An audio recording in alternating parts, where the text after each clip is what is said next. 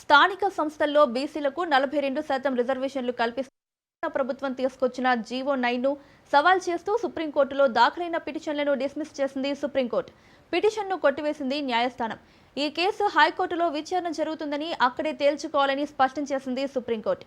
October 8వ తేదీన high court బెంచ్లో విచారణలో ఉన్న క్రమంలోనే తమ వాదనలను అక్కడే వినిపించాలని సూచిస్తూ పిటిషన్లను డిస్మిస్ చేసింది సుప్రీంకోర్టు.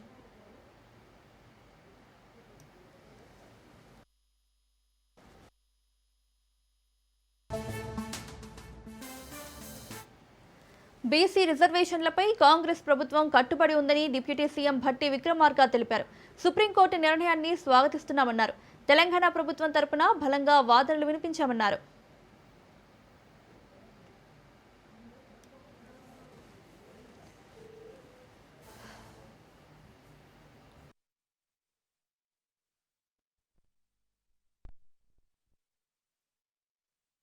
తెలంగాణ రాష్ట్ర ప్రభుత్వం తీసుకున్న 42% రిజర్వేషన్స్ ఓబీసీస్కి సంబంధించి స్థానిక సంస్థల ఎన్నికల్లో ప్రభుత్వం తీసుకొచ్చిన జియో పైన కొద్దిమంది సుప్రీంకోర్టులో కేసు వేసిన సంగతి మీ అందరికీ తెలిసిందే.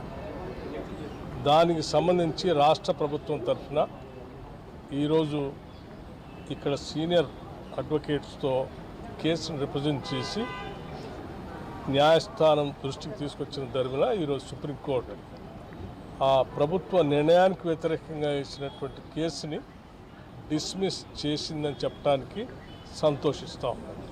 ఈ పాయింట్ మీద ఒకవేళ బీఆర్ఎస్ పార్టీ బీజేపీ చిత్తశుద్ధి నిరూపించుకోదలుచుకుంటే న్యాయస్థానంలో ఆ పార్టీ పక్షాన కూడా ఇంప్లీడ్ అయ్యి 42% రిజర్వేషన్కు ప్రొటెక్షన్ ఇప్పించేటట్టుగా న్యాయం నిపుణులతోటి సంప్రదించి చేయండి. అలుముకొని చంపి శాసనసభలో తీర్మానానికి సహకరించి బయట రాజకీయ విమర్శలు చేస్తే తప్పు. పిటిషనరు స్వేచ్ఛ ఉంటుంది.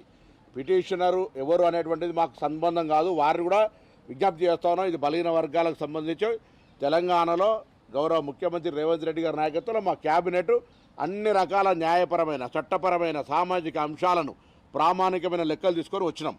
దీని తదుపరి కూడా ఎవరికైనా అనుమానాలు ఉంటే వారే న్యాయస్థానంలో నిలుచొని ఆ పార్టీ పక్షాన బలహీన వర్గాలకు అండగా మాకంటే ఎక్కువ పోరాటం చేస్తున్నటువంటి క్రమశిక్షణ చూపెట్టే ప్రయత్నం చేయండి. విమర్శల ద్వారా సమస్య పరిష్కారం కాదు. వారికి విజ్ఞప్తి చేస్తున్నాం. శాసనసభలో మాట్లాడే దానికి కట్టుబడి ఉండి రేపు న్యాయస్థానంలో కూడా మీ పార్టీ తరఫున ఇంప్లీడ్ కమ్మని అనేక సందర్భాలు చెప్పినాం. అఫిడవిట్ వేయడానికి వీలేదు. ఇంప్లిమెంట్ చేయండి. ఇంప్లీడ్ అయ్యి మీ ఆర్గ్యుమెంట్స్ను 42% రివర్స్ పాజిటివ్గా వినిపించండి. అది కానప్పుడు మీరు దీనికి వ్యతిరేకిస్తున్నట్టుగా భావించాల్సి వస్తుంది.